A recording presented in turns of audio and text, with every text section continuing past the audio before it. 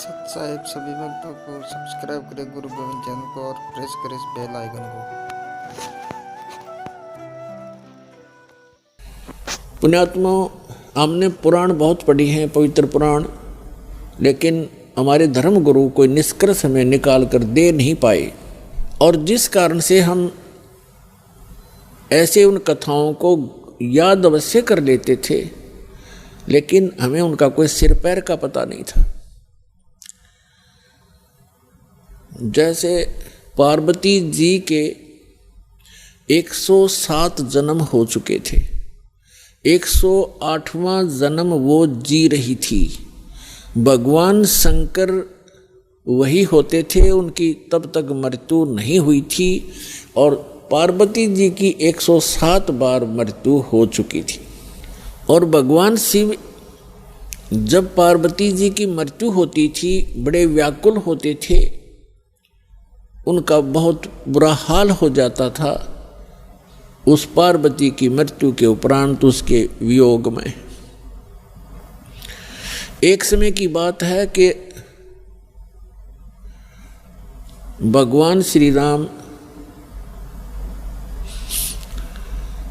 वनवास के अंदर सीता जी के अपहरण के उपरांत वृक्षों से डकरा रहा था, रो रहा था, सीता की खोज पूछ रहा था, मृगों से लिपट रहा था।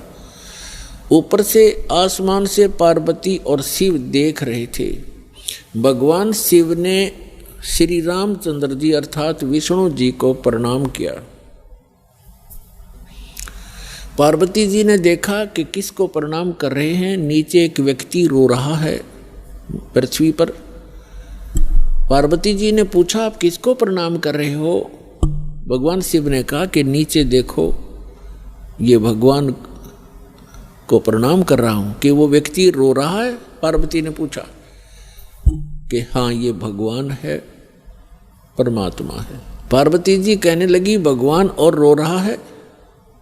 भगवान कैसे हो सकता है जो ऐसे डकरा रहा है जनसाधारण की तरह? यानी विष्णु जी थे वो, और विष्णु जी भगवान शिव के बड़े भाई हैं। अपने बड़े भाई को वो नमस्कार कर रहे थे।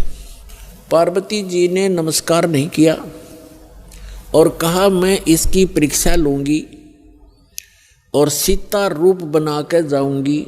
यदि ये मुझे पहचान लेंगे तो मैं मान लूंगी कि ये भगवान है। भगवान शिव ने कहा कि यह गलती मत करना, यदि तू सीता रूप बना लेगी तो मेरे काम की नहीं रहेगी। उस समय तो पार्वती जी ने कह दिया कि नहीं जाऊंगी, परीक्षा नहीं लूंगी।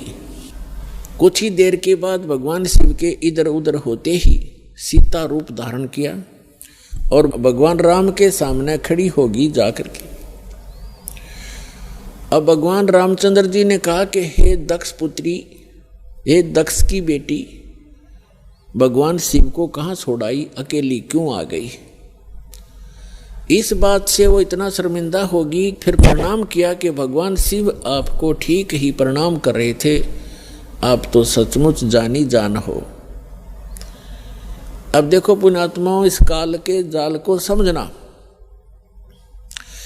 श्रीमद् भगवत गीता अध्याय नंबर 7 के श्लोक नंबर 8-9 में ये गीता ज्ञानदाता काल है, ब्रह्मा विष्णु महेश का पिता है, 21 ब्रह्मांड का स्वामी है।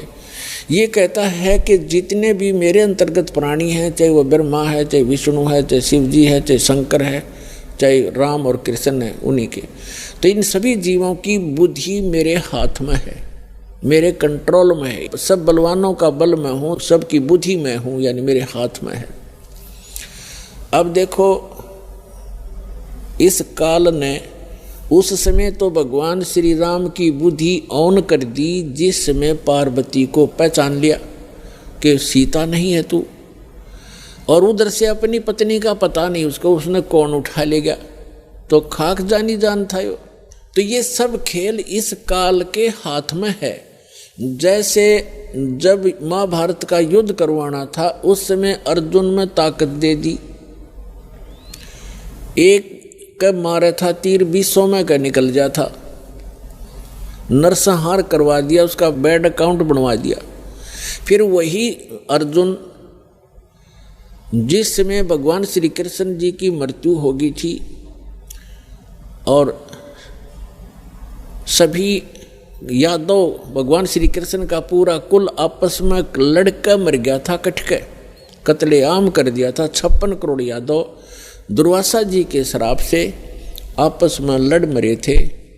कोई नर यादव शेष नहीं था उस द्वारकापुरी में, कैर टूट गया। उस समय श्री कृष्ण जी के आदेश अनुसार अर्जुन उन गोपियों को, वहां की सभी औरतों को लेकर वापस आ रहा था इंद्रप्रस्थ। रास्ते में वही धनुष जिससे महाभारत का युद्ध जीता था, वही धनुष उनके साथ था। रास्ते में भीलों ने, जंगली लोगों ने अर्जुन को पीटा और उनके गहने तोड़ ले गए, सारी औरतों के, कुछ एक औरतों को भी ले गई और अर्जुन का हाथ नहीं उठा। उस समय अर्जुन रो रहा है कि कृष्ण बड़ा छलिया था, इसने जब युद्ध करवाना था तब तो मुझे शक्ति दे दी, अब वही मेरा गांडीव धनुष है, वही मैं अर्जुन हूँ, आज मेरे से ये उठ नहीं रहा है। तो यहाँ परमात्मा कहते हैं, भोले आदमियों तुम कहते हैं मूल लहे ना मूर्खा गिनते हैं क्यों डारे।